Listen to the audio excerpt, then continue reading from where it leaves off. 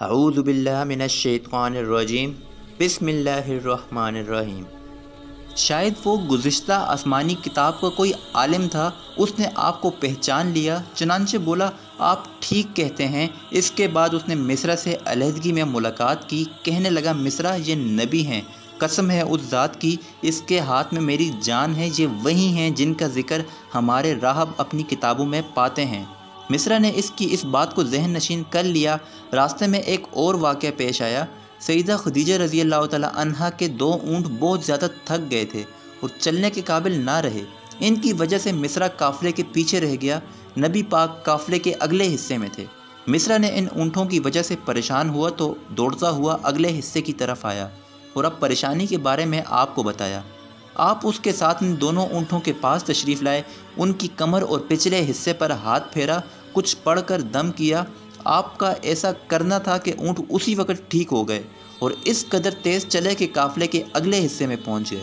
اب وہ منہ سے آوازیں نکال رہے تھے اور چلنے میں جوش و خروش کا اظہار کر رہے تھے۔ پھر قافلے والوں نے اپنا سامان فروخت کیا۔ اس بار انہیں اتنا نفع ہوا کہ پہلے کبھی نہیں ہوا تھا۔ چنانچہ مصرع نے آپ سے کہا اے محمد، ہم سالہ سال سے سیدہ خدیجہ کے لیے تجارت کر رہے ہیں، مگر اتنا زبردست نفع ہمیں کبھی نہیں ہوا جتنا اس بار ہوا ہے۔ آخر قافلہ واپس مکہ کی طرف روانہ ہوا۔ مصرع نے اس دوران صاف طور پر یہ بات دیکھی کہ جب گرمی کا وقت ہوتا اور نبی پاک اپنے اونٹ پر ہوتے تو 2 فرشتے دھوپ سے بچانے کے لیے آپ پر سایہ کیسے کرتے تھے۔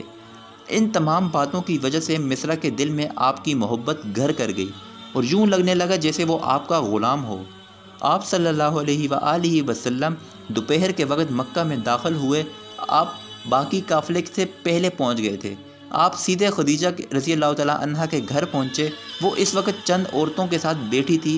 انہوں نے دور سے آپ کو دیکھ لیا۔ آپ اونٹ پر سوار تھے اور 2 فرشتے آپ پر سایہ کیے ہوئے تھے۔ حضرت خدیجہ نے انہیں یہ منظر دوسری عورتوں کو بھی دکھایا اور وہ سب حیران ہوئی۔ اب آپ صلی اللہ علیہ وآلہ وسلم نے خدیجہ رضی اللہ تعالی عنہا کو تجارت کے حالات سنائے، منافع کے بارے میں بتایا۔ اس مرتبہ پہلے کی نسبت 2 گنا زیادہ منافع ہوا تھا۔ حضرت خدیجہ بہت خوش ہوئی۔ انہوں نے پوچھا مصرع کہاں ہے؟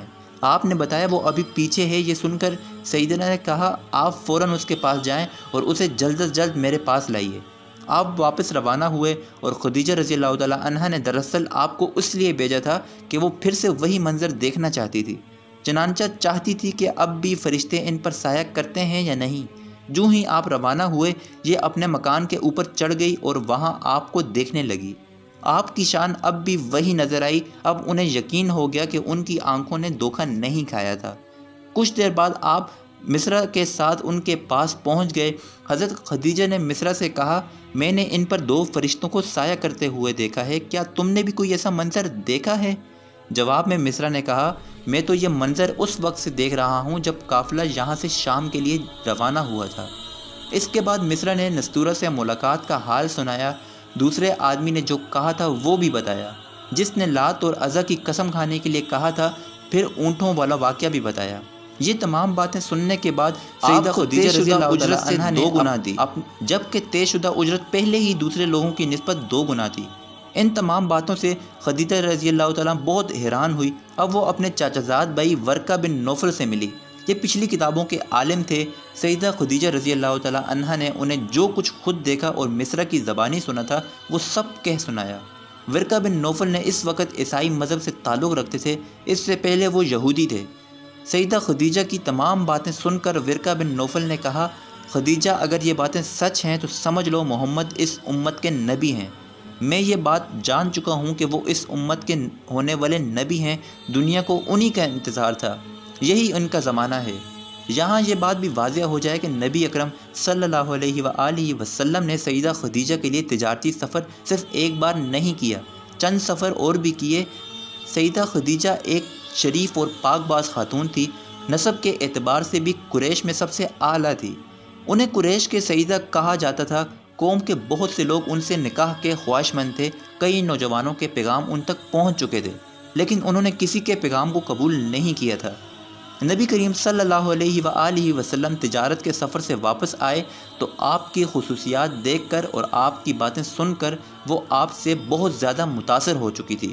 لہٰذا انہوں نے ایک خاتون نفیسہ بنت منیہ کو آپ کی خدمت میں بھیجا۔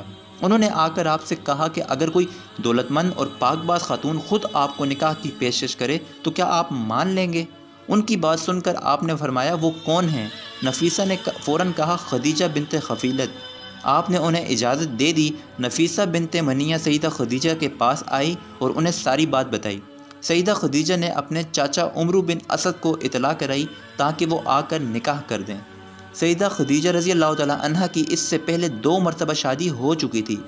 ان کا پہلا نکاح عتیق بن مائز سے ہوا تھا، اس سے بیٹی ہندہ پیدا ہوئی تھی۔ عتیق کے فوت ہو جانے کے بعد سیدہ کا دوسرا نکاح ابو حالہ نامی شخص سے ہوا تھا۔ ابو حالہ کی وفات کے بعد سیدہ خدیجہ رضی اللہ تعالیٰ عنہ بیوہ کی زندگی گزار رہی تھی۔ انہوں نے آپ صلی اللہ علیہ وآلہ وسلم سے نکاح کا ارادہ کر لیا۔ اس وقت سیدہ کی عمر 40 سال کے لگ بھگ تھی۔ سیدہ خدیجہ کے چاچا عمرو بن اسد وہاں پہنچ گئے۔ ادھر نبی کریم صلی اللہ علیہ وسلم بھی اپنے چاچاؤں کو لے کر پہنچ گئے۔ نکاح کس نے پڑھایا اس بارے روایت مختلف ہیں۔ نبی کریم صلی اللہ علیہ وآلہ وسلم نے ولیمے کی دعوت کھلائی اور اس دعوت میں آپ نے 1 یا 2 اونٹ ذبح کیے تھے۔